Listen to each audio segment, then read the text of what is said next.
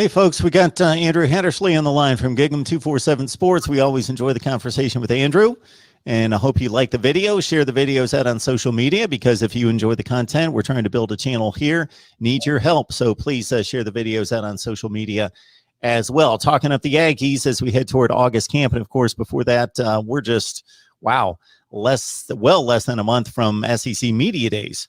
That, of course, usher us right into August camp. And, of course, the headlining topic for August camp is going to be the quarterback battle between Haynes King and Zach Calzada. Those two in particular. Eli Stowers in the mix as well. So I got to pose this question to you, Andrew, because people are excited. You know it better than I do about Haynes King in particular, because of the skill set, the running ability, the dynamic playmaking ability that he has. So we just saw 4 years of Kellen Mond. We know what he was capable of doing, which the upside was tremendous. It landed him a higher than many expected draft position to the Minnesota Vikings. So in comparing Kellen Mond and then Haynes King, of course, it's a projection with King about how good he could be.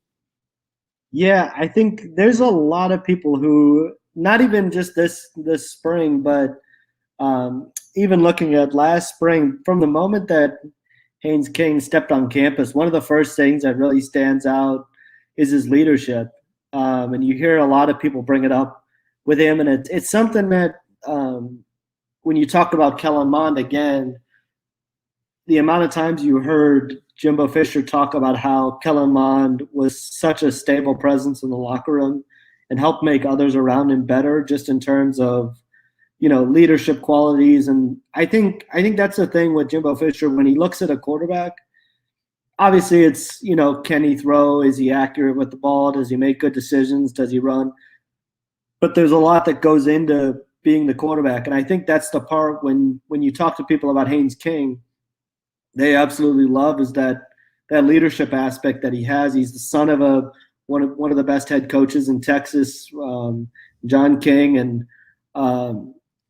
I think the ceiling is high for him. He can really run. He's got great athleticism, mechanics as a quarterback are just going to get better with time. He's a young quarterback, and decision making I think will continue to improve. But he's known as a guy that really takes care of the ball and makes good decisions and is smart. And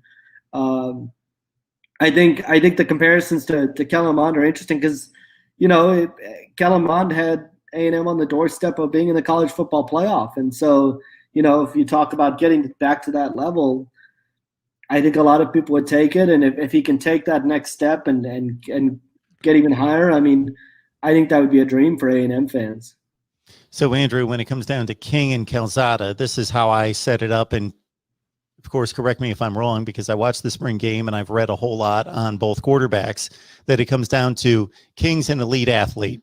Calzada's mobile. It's not that he's not a good athlete, but he's a good athlete. King's an elite athlete. And then when it comes to arm strength, King's got a good arm, but Calzada's got a plus arm. And then it's going to come down to probably all the things you just discussed: leadership, decision-making, processing the information, making the right read, and getting the ball to the right person. I think you hit the nail on the head. I mean, when you talk about arm talent, there's no denying the arm talent that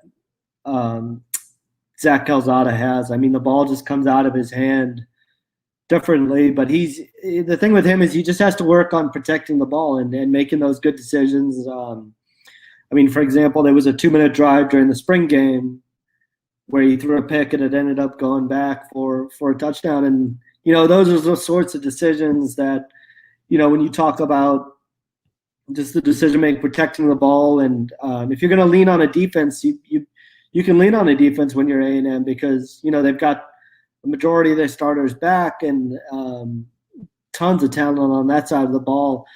But there's no denying the arm talent that Zach Calzada has. And with Haynes King, it's that athleticism. He's got a good arm. You're right. He's got a strong arm. He can certainly make all the throws. It's not the elite arm that Zach Calzada probably has, but it's going to be really interesting because you're just going to, you've got the opportunity to just let it play out through fall camp and just essentially see who wins the job. And I think that's been the point from Jimbo Fisher is whoever it's going to be obvious at a certain point who ends up winning the job, and it's going to come down to what they do in fall camp. And I think the way he's put it is the play on the field is going to guide me in one direction or the other. Talking of Texas A&M with Andrew Hattersley from Gig 'em 247 Sports on through June and the craziness of the recruiting period into the SEC media days and on in August camp. And before you know it, Andrew, we're going to be off and running into the season in Colorado, it's of only course. 70+ days away. It's only 75 days away, I think. Absolutely. Always appreciate you stopping by, Andrew. Oh, I appreciate you having me. Absolutely. It's fun to finally be talking about recruiting again, and visits and pictures, and social media is a little more lively too. And actually getting out there talking to people face to face and watching them work out face to face. Exactly. We'll be here. High school football I've got my preview magazine, so high school football will be here middle of August, and we'll be rolling again.